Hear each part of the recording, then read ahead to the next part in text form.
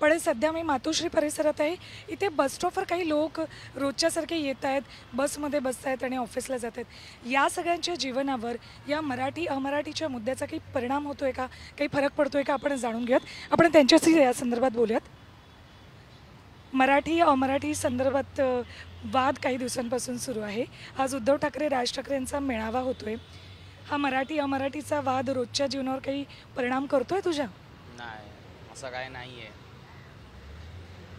मराठी जर बोलली नाही महाराष्ट्रामध्ये तर तसं चालणार नाही. महाराष्ट्रात मराठीचाच आवाज असेल असं बोललं जाते. त्याबाबत एक तरुण पिढी म्हणून तुला तुझ्या मित्रांना काय वाटतं? नाही, मराठी तर बोललीच पाहिजे महाराष्ट्रात. बिकॉज आता मराठी काही ठिकाणी तर म्हणजे बोलणं बंद झालं आहे मराठी. बिकॉज सगळीकडे गेलं तर हिंदीमध्येच किंवा इंग्लिशमध्येच बोलतात. मग मराठी तर पाहिजेच. महाराष्ट्रात राहायचं तर मराठी पाहिजेच. महाराष्ट्रात मराठीचाच आवाज हे मान्य आहे. हो हो हो, हेच पाहिजे. आणखी काही लोक आपल्यासोबत आहेत बस स्टॉपवर, त्यांच्याशी आपण बोलण्याचा प्रयत्न करूयात. दादा, आज मराठी विजय मेळावा होतोय, त्याबद्दल माहिती आहे तुम्हाला? मराठी नहीं आता मैडम मुझे। मराठी नहीं आती? कितने साल से आप मुंबई में हो? हाँ, मुंबई में मुझे हो गए 25 साल। तो आपको कभी ऐसे लगा नहीं कि मराठी में बात करनी चाहिए, मराठी सीखनी चाहिए? नहीं मैडम, मराठी आता ही नहीं हमको, तो कैसे सीखेंगे मैडम? कभी कुछ प्रॉब्लम नहीं हुई? कश्मीर के रहने वाले हैं। कभी कुछ प्रॉब्लम नहीं हुई, मराठी नहीं आई इस वजह से मुंबई में रहते वक्त? नहीं, समझते हैं सब बात, लेकिन वापस करना नहीं आता।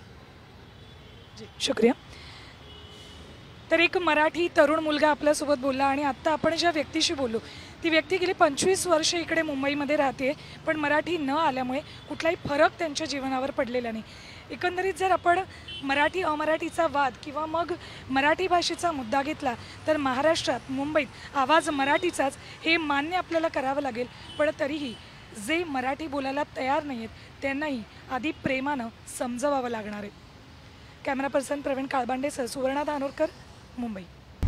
आता isakal.com आहे देशातील नंबर 1 ची मराठी न्यूज वेबसाईट.